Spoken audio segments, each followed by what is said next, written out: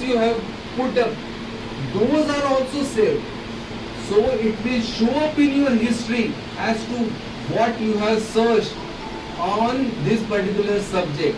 Say for example bronchial asthma and rehabilitation and the diagnosis of the bronchial asthma.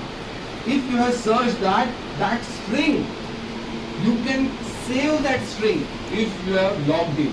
If you are not logged in, that will be washed off once you are out of it. Once you are just not logging in and just searching, it will still give you the results, but the many features may not be available to you. Okay. This page displays so many things. This is a area just like the Chrome where you are putting in the search phrases and you can learn about it.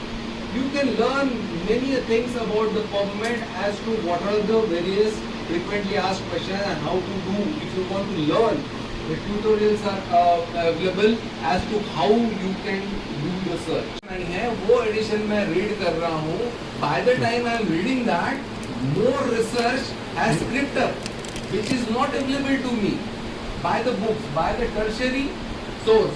So it is having a lag time, it is having outdated data, incomplete information, and maybe incorrect interpretation, because again it is subjective to the authors, subjective to the editor.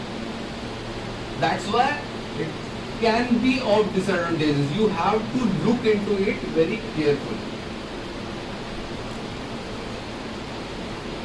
So, if you look into hierarchy of research information, so you can have various background information or experts' opinion, blogs, or conference proceedings, everything. Then this hierarchy goes like this.